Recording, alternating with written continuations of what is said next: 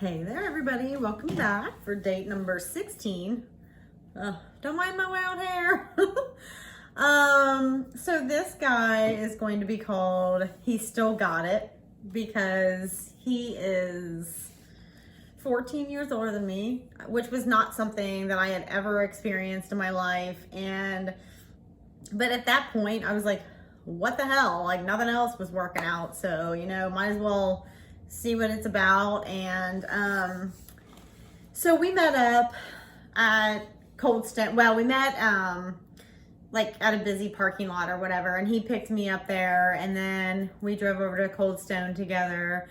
And it was awkward for me at first, just because I was like, and then we got to Cold Stone, and I was like looking around, like, I mean, are other people looking at us? Like, do they think he's my dad? Like stuff like that. And he did not look old by any means, but it was just like my own fear and insecurities. Like, back then I still cared what other people thought, and today I wouldn't give two shits, but I definitely did have that fear or whatever. But so it was kind of weird. Like, I feel like I was probably absent during that date just because I was so worried about what everybody else thought in the place.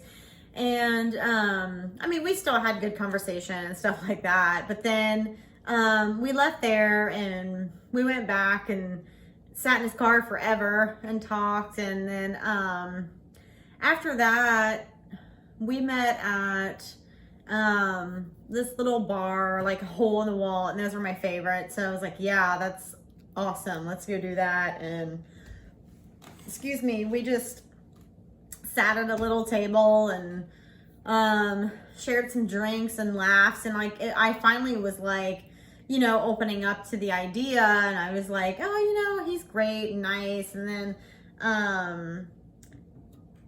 but then you kind of realize that I still have a little guy, and he's talking about his kids, like, they're moved out and, grown and out of college. And, it's just like those type of things, like, you just don't have that in common. And, but the reason I say he still got it is because he does, if you know what I'm saying. And ladies, like, take it from me. If, like, it's funny, I read an article one time about, like, dating men over their 50s, especially like for our, like right now, because of the way they were raised, and just other things, and yeah, I can say that part of it was top notch. And but at the end of the day, it just wasn't gonna be anything else besides that, because our worlds were just too different. He was like, he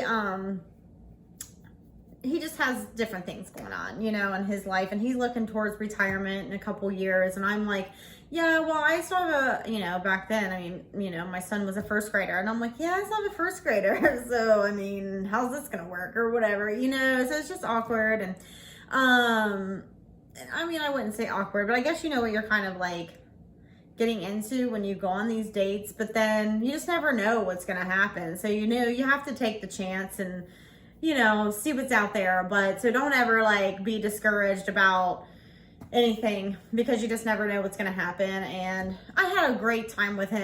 And honestly, like, it just kind of like, we were like messed around, and then it was like, okay, well, see you later. And then he called me one time to see if I wanted to go to a Bengals game, and I was like, yeah, I would love to do that. And then something came up, and we never did go. And then we tried to meet up another time after that, and it just didn't work out. And I haven't talked to him since, and I don't know what he's doing or care or whatever. But anyway, there's that.